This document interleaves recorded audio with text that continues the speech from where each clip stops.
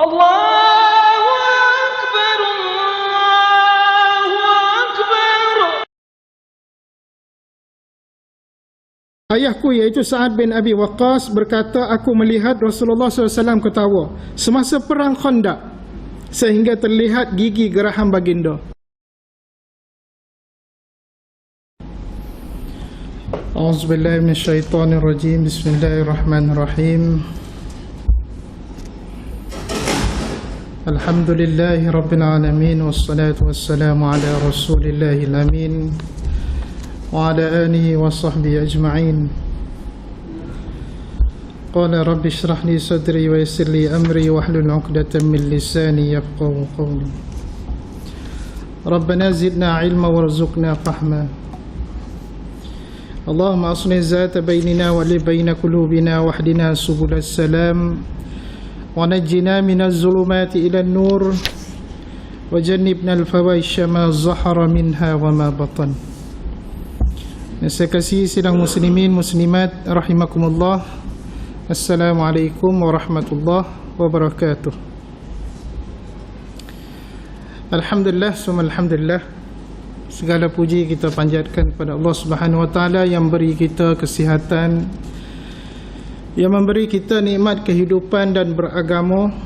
Alhamdulillah kita berada dalam masjid pada malam ini untuk sama-sama mentelaah kitab Syama'ilul Muhammadiyah, iaitu sebuah kitab berkaitan dengan fizikal Nabi dan budi pekerti Nabi sallallahu alaihi wasallam. Ahli jemaah sekalian, kita sudah berada pada bab iaitu bab Nabi sallallahu alaihi wasallam ketawa pada hadis yang ke-235. Dalam kitab yang tebal ni hadis yang ke-227. Daripada Amir bin Sa'ad bin Abi Waqqas berkata, hadis yang ke-235. Amir bin Sa'ad bin Abi Waqqas, dia adalah anak kepada Sa'ad bin Abi Waqqas. Jadi Sa'ad bin Abi Waqqas ni, dalam satu riwayat lain dia ada seorang anak perempuan. Bila mana tahun keberapa hijrah anda lupa dah, selepas pada Fathul Makkah, selepas pembukaan kota Mekah,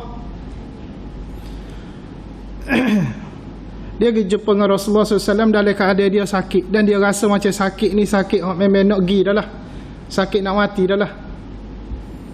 Dia jumpa dengan Nabi SAW.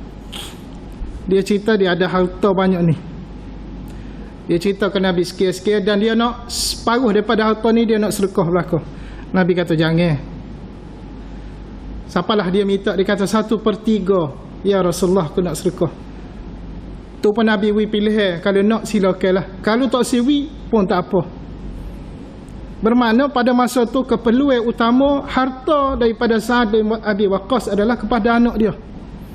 Sebab tu dalam hadis tu, kalau tuan-tuan baca, ulama hurai daripada hadis tersebut, kehendak yang sebenarnya ialah bila mana kita ada harta, kita bagi kepada anak-anak kita dulu sebelum nak pergi buat sedekah kita berasa boleh pahala. Tetapi menjadi sunnah bagi kita bagi ke anak kita dulu, keutamaan dia. Sebab ada larangan daripada Nabi SAW, kita membiarkan ahli keluarga kita merempat. Kita biarkan ahli keluarga kita dalam keadaan susah. Itu ada larangan daripada Nabi SAW. Sebab setengah orang dia tak faham, dia kira sedekah tu lagi banyak pahala. Dah, sebenarnya anak beranak tu lagi utama lagi. Kecuali kalau anak beranak dia kaya raya dah, tak apalah.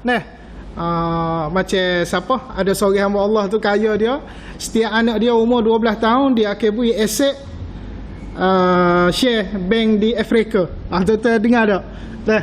Berapa ratus juta atas kapal tu bank nak jatuh. Ada hak langkah ke apa, langkah Abu Dhabi ke.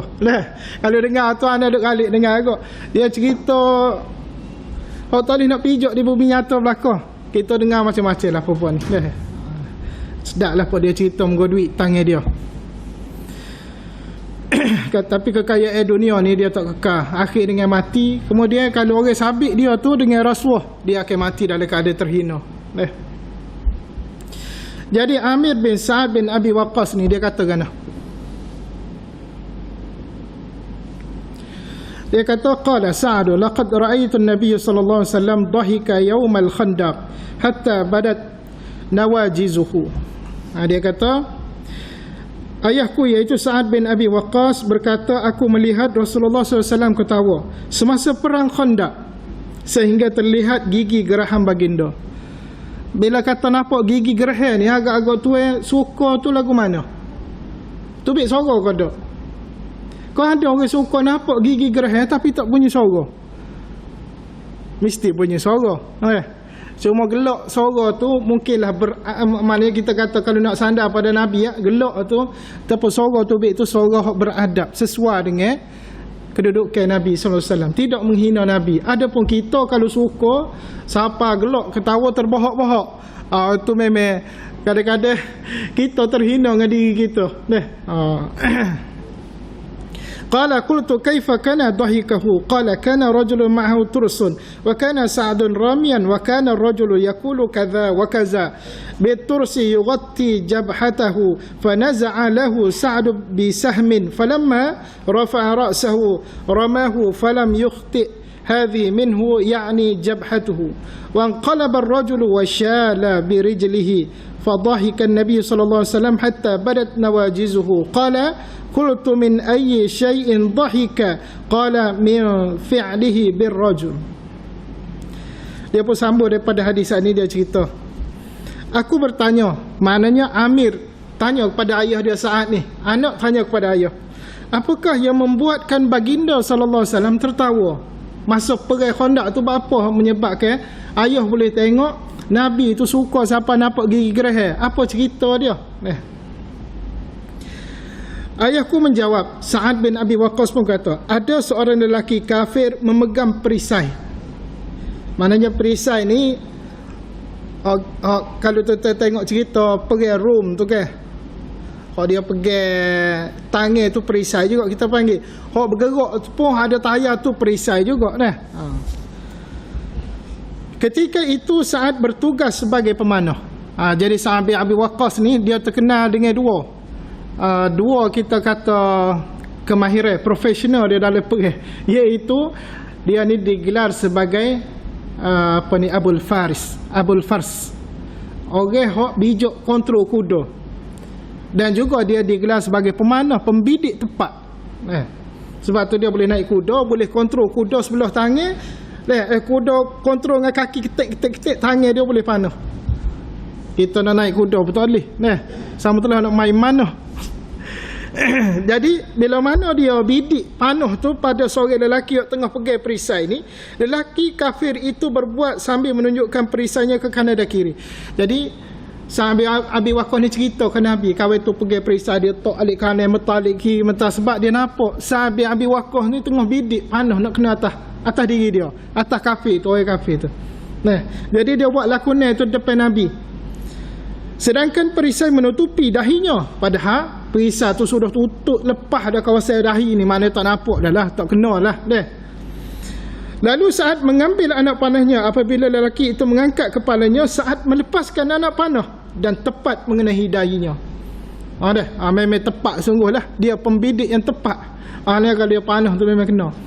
Lepas tu kalau tuan-tuan baca sirah Nabi berkaitan dengan perang Uhud, hampir setiap anak panah lepas daripada busur dia, Sa'ad bin Abi Waqqas memang kena kafir. Kena kepada kafir musyrikin. Tak ada sebatai pun waktu lepas, tersasar.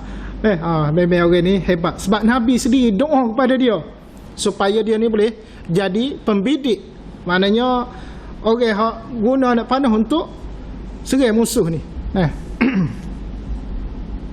Lelaki itu terjatuh dengan kakinya terangkat ke atas. Dia pun jatuh. Jadi lakonan ni Sa'ad bin Abi Waqqas buat depan Nabi lah. Dia kata dia akak gini. Lepas tu dia jatuh, kemudian kaki dia naik ke atas. Kalau kena bahagian kepala ni memang garanti mati lah tuan-tuan. Organ ke apa? Otak. Dia semua benda kalau kena bahagian organ, sama ada tembak ke tusuk ke kayu ke pisau ke, kena organ, dia memang tak ada peluang hidup. Memang KO lalu, kiok lalu. Kena mana? Kena apa ni alik kiri jantung kita deh. Pisau kena. Mana 90% tu akan matilah. 10% tu kena hidup kita tak nak kata dah kerja Tuhan belaka. Kena organ mana, pankreas kau, pinggir kau, kidney kau dah mati. Lain-lain tak apa, boleh kira. Sebab tu kalau ada accident deh, anak pun ingat-ingat lupa ni, lama dah anak masuk kerusuh. Pasal apa ni, dia panggil apa ni, pasal Melayu kita kat perubatan kecemasan ni lah. First aid ni kita kata bahasa Melayu apa ya, anak pun tak ingat. First aid lah, mana langkah pertama kita nak handle bila berlaku kecemasan. Kalau orang accident tu kalau tangan dia putus, paha putus, boleh sambung lagi tu. Jangan dia putus kita pun lepas dia terus apa. Jangan ambil dia lagi tu. Dia ada satu dia punya duration masa dia, saya lupa, anak lupa tu. Tapi gini, kalau putus tu ambil buku molek-molek buh air batu 2-3 lapis, banyak air batu tak apa. Batu lagi sekali dengan dia, naik ambulans. Sampai hospital insya-Allah boleh sambung lagi. Kalau saraf dia comel boleh gerak balik. Makan masa sikit lah, kena masuk fisioterapi. Kalau tidak pun boleh sambung. Paling tak boleh gerak pun, paling dok kata ada lah tangan balik daripada tak ada tadi. Jadi walaupun tangan dia kolek, tak boleh nak pergi mana dia, tapi kesel sambung. Tapi kalau putus kepala, tak payah bawa lah. Memang tak boleh nak kau. Ada satu di Pulau Pinang, dia berahi apa ni, rider berahi kona leper ni lah, dia superbike. Kena atas balik pulang tu atas bukit tinggi, putus kepala, kena dengan divider. Motor tu terpelanting jatuh bawah gaung, putus tu. Saya nak lah kerja di hospital balik pulang. Dia kata waktu turun pada ambulans tu atas stretcher tu, kepala tu duduk tepi perut. Dia kata ngeri, tak boleh nak tengok. Dia kata takut nak buka helmet tu, kena tu senyum sengih dia. Jangan ingat tengah malam kata. Kemudian dia kata pula, lelaki itu terjatuh dengan kakinya terangkat ke atas. Bagi Rasulullah SAW ketawa sehingga terlihat gigi geraham baginda. Nabi pun suka tengok apa ni, cara sahabat Abi Waqqas buat tu deh.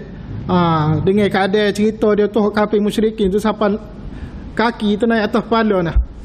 Aku bertanya, apakah yang membuatkan Rasulullah SAW ketawa? Jawab ayahku, perbuatan Sa'ad kepada lelaki kafir itu.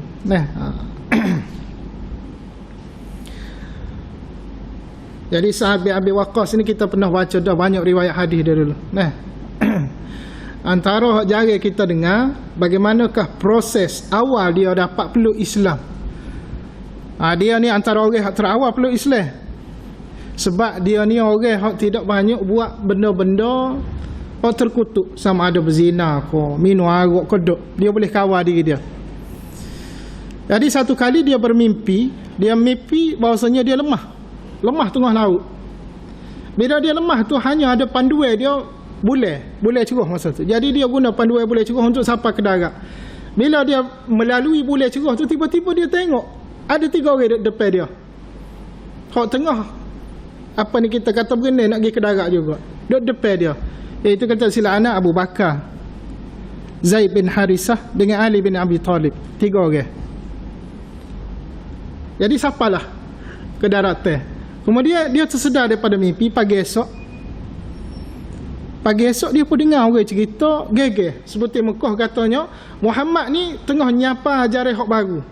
Dia pun terlitah dengan malah dia mimpi tu. Dia mungkinlah dia kata ni cahaya dah hak malah.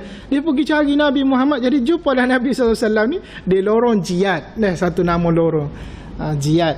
Dia jumpa dalam keadaan sebagaimana hak mari dalam mimpi dia. 3 orang sahabat tu duduk ngadak dengan Nabi, iaitu Abu Bakar, Ali dan juga Zaid bin Harisah. Dia kata betul dah pilih aku sebagaimana mari dalam mimpi aku malam. Allah nak tunjuk dah. Ni orang hak kita kata Allah Subhanahu Wa Taala beri dia guidance dia. Allah Allah pimpin dia ke jalan hak betul. Daripada kesal mimpi dia. Kita ni nak boleh betul atas steering ni payah. Kadang-kadang nama tu haji, kadang-kadang nama kita ni comel dah dalam agama, tapi kita punya idea korup ni, kita punya apa ni sumbangan kepada agama kita ni memang hacul lebu. Tetapi rasa tak dah 2-3 hari ni ana ada terbaca satu artikel seorang hamba Allah tu, seorang pelakon. Ana minai sikit nak takir orang kena minai dulu. Abang minta saya potong, tak apa ni, dia tak samai anak, jangan takut.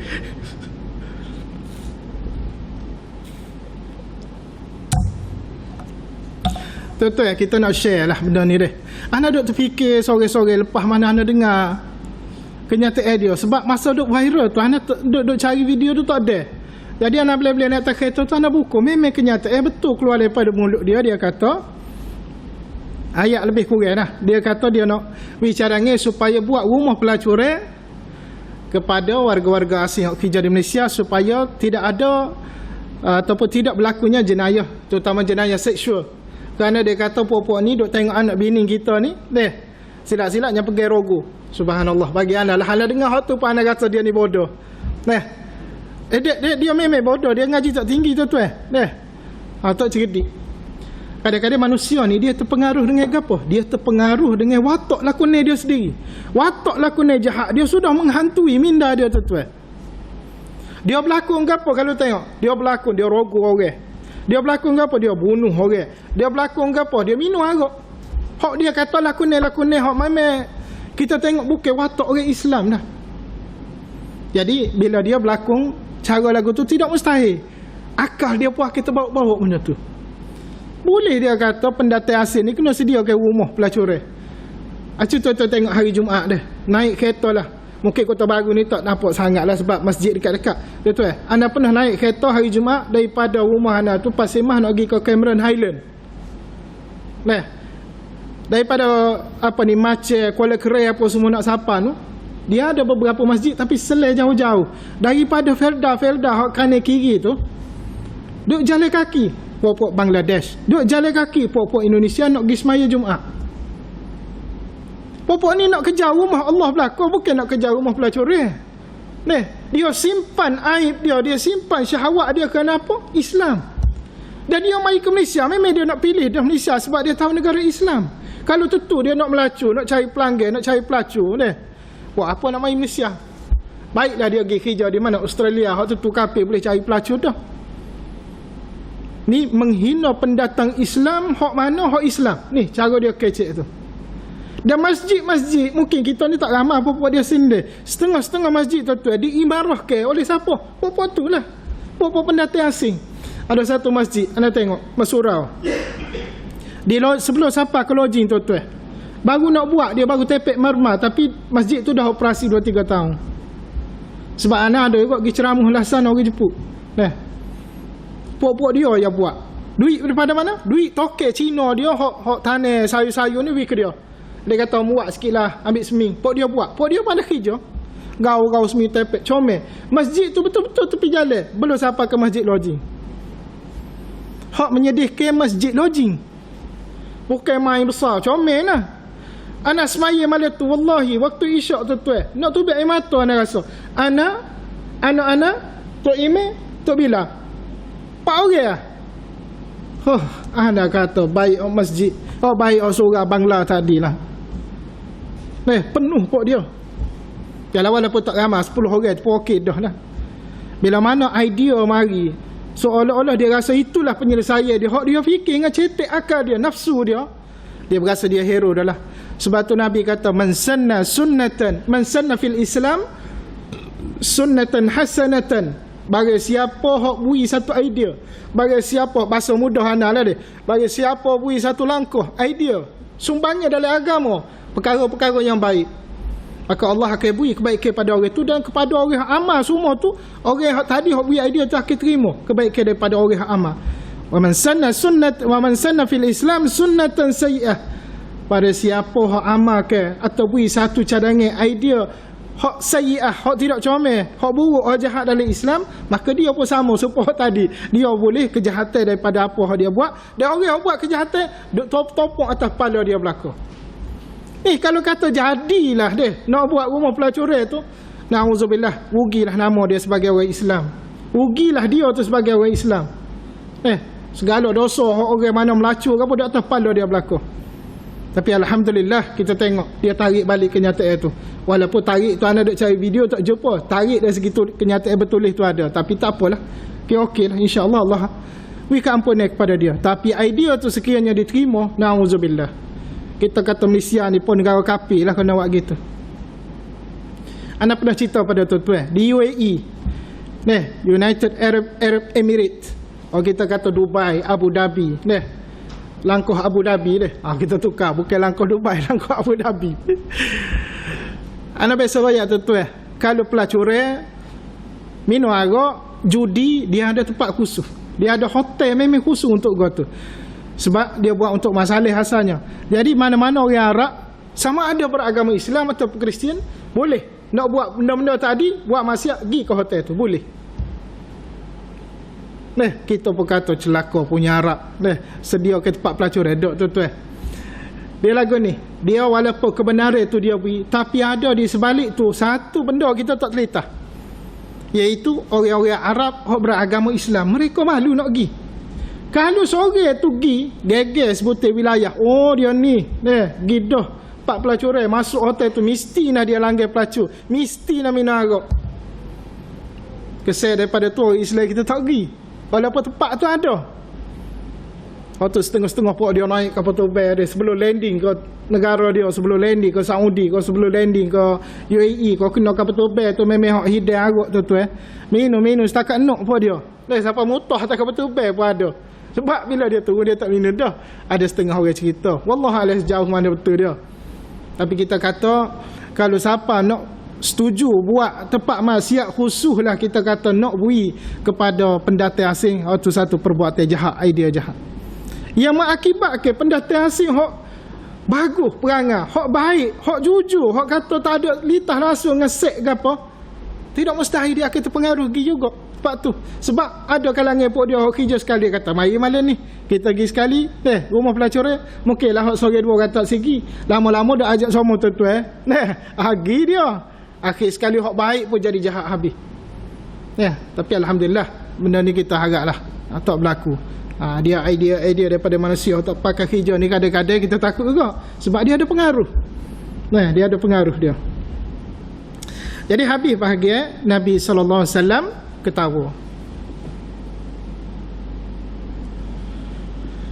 Kemudian bab yang ke-36 tuan-tuan, iaitu bab majaa fi sifati muzaji Rasulullah sallallahu alaihi wasallam. Kita baca muzaji. Muzaji ni makna cara Rasulullah sallallahu alaihi wasallam bergurau. Nabi gurau lagu mana? Gurau cara kita ada istilah orang Kelantan ni, gurau apa? Gurau bewok. Gurau bewok. Apa ni? Macam-macam lah. Tapi gurau dalam Islam tak sampai tahap tu tuan-tuan. Gurau ni ada tempat juga. Gurau lebih-lebih hukum dia berdosa. Kita suka lah dia. Tapi jangan. Terutama bila menjatuhkan aib orang. Berdosa besar. Hadis yang pertama iaitu hadis 236. Dan dalam kitab tebal 228. Anas bin Malik melaporkan. Anas bin Malik kata, anna Nabi sallallahu alaihi wasallam qala lahu ya dzal uzunain. Sesungguhnya Rasulullah sallallahu alaihi wasallam pernah berkata kepada Anas bin Malik, wahai pemilik dua telinga. Ni gelaran ni. Nabi cara Nabi gurau ni. Nabi gelaran kepada dia. Nabi nak gurau dengan dia. Nabi kata, orang yang ada dua cuping telinga, orang yang ada dua telinga ni, manusia ada dua telinga. Ya, ada dua telinga belakang Cuma ni kita panggil tashbih dalam bahasa Arab. Dalam ilmu balaghah dia panggil tashbih. Ataupun isti'arah pun boleh juga ni. Itu metafora. Maksudnya zal uzunain ni orang yang ambil fokus pada setiap apa dia Nabi sebut, dia memang dengar betul-betul. Ni orang yang zal uzunain. Orang yang ada dua cuping, dua telinga. Sebab ada setengah orang ni telinga ada tapi dengar tak dengar ya. Ada pun Anas bin Malik ni Nabi memang declare dia ni jenis orang memang fokus untuk dengar satu-satu benda. Kadang-kadang anak tengok anak murid anak dia, kita duk ngajar-ngajar dia. Hok mari dengan SPM, hok 10 subjek, hok 8 subjek, hok AA belakang dia. Kita tengok track record dia tu. Kalau ambil daripada UPSR pun A habis dah. Kalau dalam kelas tu nombor 1 semua. Bila mari ngaji dia ambil kursus medik, dia ambil perubatan dia. Kita ngajar dia gapo. Kadang-kadang masa ngajar, mata dia duduk lain. Mata dia tengok dia tengok situ, tengok si buku duduk depan. Rupanya telinga dia dengar molek. Ni kalau dalam psikologi dia panggil apa ni, keupayaan psikomotor. Dia punya auditory dia tu lebih daripada visual. Dia tak tengok tak apa, dia dengar. Dia dengar tu dia boleh ingat siapa-siapa masuk preso. Budak-budak ni hebat. Ni 10A SPM, 8A straight SPM. Ni sebab tu kalau kita tengok budak orang ngaji perubatan ni, bukan kelas-kelas SPM boleh 4, boleh 5 lah. Orang memang mari tu kepala otak luar biasa berlaku. Orang memang cerdik luar biasa di sekolah dia, orang terbaik mari, ya, pak dia ngaji perubatan. Dia tak dengar, mana kita tengok mata dia tengok lain macam tak dengar dia, sakit hati juga. Tapi minggu depan kita tanya dia, boleh jawab molek. Kita letih zaman ngaji duduk buat nota. Ada budak bijak tuan-tuan, nota tak perlu buat pun. Semua masuk macam petu stick dalam kepala. Serak dengar berlaku. Latihan kita video buat. Nota ada tak? Nota tak ada. Tapi ingat, wallahi, ingat hebat, luar biasa. Ini keupayaan Allah Subhanahu Wa Taala beri kepada manusia-manusia tertentulah. Orang lagu ni tuan-tuan, kalau kita buat test IQ, memang hebatlah. Dah. Tuan-tuan nak tahu IQ tuan-tuan ni, kemampuan fikir kita ni setara mana. Dia ada satu ujian dalam internet pada, nak lupa nama dia apa. Tuan-tuan boleh buka untuk test IQ tuan-tuan. Dia akan tubiklah skala berapa. Kegunaan untuk test otak ni sebenarnya bagi kita meningkat usia tua 40 sekali test. Ataupun setahun sekali test. Test yang suka-suka kita. Kalau kita umur 60 teratas tuan-tuan, automatik dia akan lama turun kau rendah automatik kerana otak kita lemah, kau tua. Tapi kalau tuan-tuan test situ boleh markah tinggi walaupun umur 60 70, memang luar biasalah. Mungkin orang jenis cikgu matematik dah ke, anak test dah, anak betul lepas malu nak ayat, anak betul lepas malu rendah. Mungkin masa kita stres dia rendah, masa kita okey dia tinggi, ke Allah alam lah. Ada apa ni, satu website tu, secure lah website ni lah, untuk test kita punya IQ. Kita boleh cari sendiri. Kemudian hadis yang ke-229 ataupun 237, Anas bin Malik berkata, in kana Rasulullah sallallahu alaihi wasallam la yukhalituna hatta yaqulu li akhin li saghirin ya Aba Umair ma fa'ala an-nu'air ma fa'ala an-nughir. Sesungguhnya Rasulullah SAW bergaul rapat dengan kami. Nabi ni dia baik dengan adik-beradik Anas bin Malik. Alhamdulillah. Sehingga baginda pernah berkata kepada adikku yang masih kecil dengan berkata, wahai Abu Umair, apakah yang sedang dilakukan oleh Nughair? Nughair ni sejenis burung kecil yang berparuh merah. Apa cerita ni kita betul faham. Ni bahasa Arab tuan-tuan. Bila terjemuh masalah beginilah. Bila terjemuh kita pun apa bergurau apa gitu. Tak siapa masuk bergurau dia. Ana nak cerita dia. Sebab tu ada satu pendekatan daripada translator. Translator ni pakar-pakar penerjemah di Malaysia kita. Nak buat terjemahan baru untuk Al-Quran. Tapi pendekatan ni sukalah kerana ada protes daripada setengah orang, ada sentimen kononnya nak jaga keturunan dan sebagainya. Kita baca Quran lah ni tuan-tuan, nak faham peletih anak ayat sungguh. Tapi kalau tuan-tuan baca terjemah Quran dalam bahasa Inggeris, tuan-tuan baca boleh faham lalu hari ni. Sebab apa? Bahasa Melayu kita ni dia nak buat metafora macam Arab, tak boleh lah, payuh. Dia sepatutnya pindah bahasa kepada bahasa semasa yang mudah dipahami. Selesai masalah. Sebab tu masalah bila dia baca Quran terjemah dalam bahasa Inggeris, dia faham, dia boleh masuk Islam. Ni ramai-ramai mana hok baru ni hok masalah Palestin, hok isu Palestin, pakat buku Quran belaka, lah kali dia faham Quran masuk Islam. Kita hok baca terjemahan hari-hari pun tak faham. Maka dengan itu akan ia demikian yang sesungguhnya letih. Bagi tu bagi penat akal nak mikir. Lah kali kita tak faham. Tapi mari puak-puak sentimen ni dia kata jangan ubah, tak boleh, bahaya. Nanti berlaku gini-gini. Sebenarnya bila ubah bahasa dia tak akan lari makna. Gaya bahasa, uslub yang ubahnya. Itu sekitar 2017 ana pernah hadir dia punya seminar dia. Tapi tak capai benda tu. Kerana tak ada, kita kata tak ada persetujuan lah bersama dengan JAKIM dan sebagainya. Jadi dia kata, Rasulullah kata kepada adik dia ni, adik Anas bin Malik, dia kata, wahai Abu Umair, apakah yang sedang dilakukan oleh Nughair? Abu Umair ni adik kepada Anas bin Malik. Nughir tu burung. Burung hak mana Abu Umair ni berhimai dengan dia, tapi hari tu burung dia mati. Jadi Nabi nak buat gorang dengan Abu Umair ni. Dia kata, gimana burung tu? Ibarat gitulah. Gorang nak suruh kawan ni segar, tak sedih. Tapi kalau kita fikir ayat sani, uslub sani, gorang buat sakit hati. Sebab apa kalau kita kata contoh, kita pergi kucing. Kucing nama gapo? Tu tebuhlah nama gapo deh. Nama Rosham. Contohlah kucing nama Rosham, tak boleh nama orang deh. Kucing nama Thailand. Deh. Kucing nama Thailand. Kita pun tahu anak kita suka kucing nama Thailand. Kita berkata nama anak kita tu Minah tu. Thailand tu gimana dah? Kalau alik kita, budaya Malaysia kita, budaya Melayu kita berasa sakit hati sebab bagai mati dah mana buat gorang. Tapi masyarakat Arab dah. Ni gaya bahasa, pengaruh budaya masyarakat masing-masing. Dia tak terasa. Sebab antaranya sebab lain kerana bahasa tu mari pada mulut Nabi. Sahabat-sahabat ni walaupun dia kecil, dia tak sakit hati. Sebab Nabi ni pandai cara bodek, cara kecek. Jadi seterusnya hadis 230 ataupun hadis 238. Abu Hurairah berkata, qalu ya Rasulullah innaka tuda'ibuna, qala na'am ghaira anni la aqulu illa haqqa. Para sahabat bertanya, wahai Rasulullah, adakah engkau bergurau dengan kami? Ni ada satu cerita lah. Mana sahabat tanya, ya Rasulullah, mu ni gurau dengan kami semua kau? Rasulullah SAW menjawab, ya, namun aku tidak pernah berkata perihal yang tidak benar. Mana Nabi kalau dia bergurau, dia kecek betul. Kita gurau bewok kita ni kecek gapo dia tahu dia.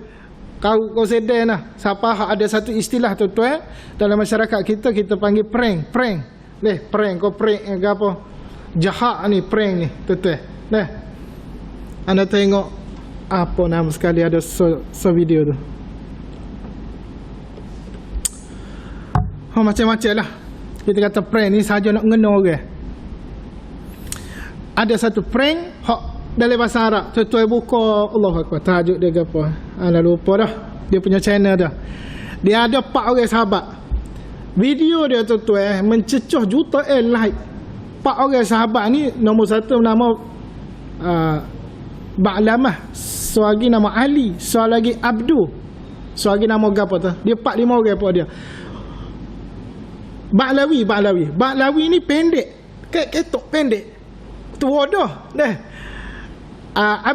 Abdu ni Cina mu'alah tatu penuh masuk Islam. Lepas tu Arak ni seorang. Arak ni lepas tu ada gu dia 5 orang belakang. Tuan-tuan tengok dah dia punya channel YouTube dia lah. Tuan-tuan tarik lah Arabic prank kau apa dia. Dia punya prank, dia punya lawak dia, Allahu Akbar. Tengok tu kalau kita orang Melayu bunuh dah. Boleh bunuh orang dah. Mana dia buat gitu, kita memang dendah ketika dia dah. Tapi dia tak marah nak tepuk Arak ni. Tak marah. Dia gini. Dia buat masuk gu dia ni dalam sebuah bilik. Dia kata nak hidai makanan. Dia saja akak lah tala. Akak. Jadi gu dia ni, dia tendai masuk dalam bilik. Lepas tu dia tutup. Dalam bilik tu ada rimah tuan-tuan. Rimah sungguh lah, bukan rimah patung. Wah, dia hambak dia. Lepas tu dia buka pintu. Pendek dia pun lari dia. Suka pun dia. Kita kalau gua lagu tu tuan. Tak rimah, tak anjing pun kita lutut nak mati dah kita. Rimah putih. Oh iyalah orang Arab ni dia kaya. Dia tak merah air ke apa, dia merah rimah. Dia merah ular besar bapuk. Dia merah beroleh. Tapi dia buat gurau cara tu. Jadi walaupun orang Arab kerana gurau tu melampau, hukum dia berdosa. Dosa. Kita jangan duduk gurau lagu tu lah. Tak comel belakang tu. Na'udzubillah. Kita minta lindung sebab dia boleh menyebabkan kita ni berasa takut. Makin takutlah kali kena penyakit. Penyakit macam-macam lah. Kesal daripada kita takut tu. Isyalah. Kemudian hadis yang ke-231 ataupun hadis 239 dalam buku tuan-tuan. Anna rajulan istahmala Rasulullah SAW faqala inni hamiluk ala waladin naqah an-naqah faqala ya Rasulullah ma asna'a bi waladin an-naqah faqala wa hal talidul ibli illa nuq.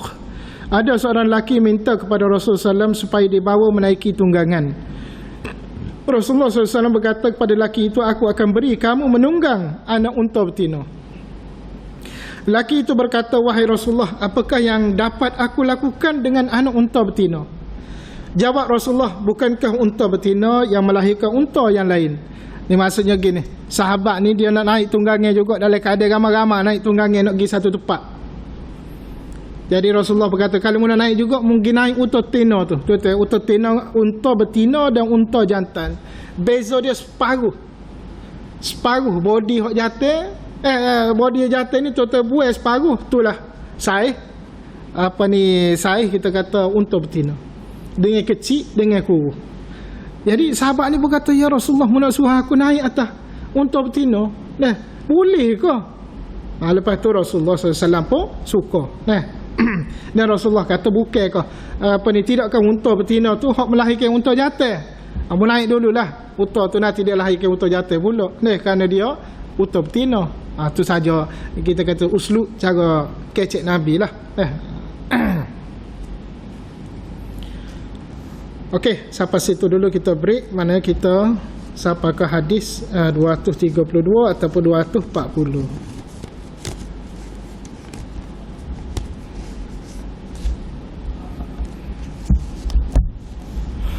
Ini insyaAllah kita jumpa minggu depan pula. A'udzubillahi minasyaitan. Bismillahirrahmanirrahim. Alhamdulillahirabbil alamin. Wassalatu wassalamu ala rasulillah wa ala alihi wasahbihi. Allahumma ij'al jam'ana hadza jam'an marhuman. Tafarraqna min ba'di tafarruqan ma'suma. ربنا آتنا في الدنيا حسنة وفي الآخرة حسنة وقنا عذاب النار. صلى الله على محمد وعلى آله وصحبه وسلم. الحمد لله رب العالمين. قبل الله.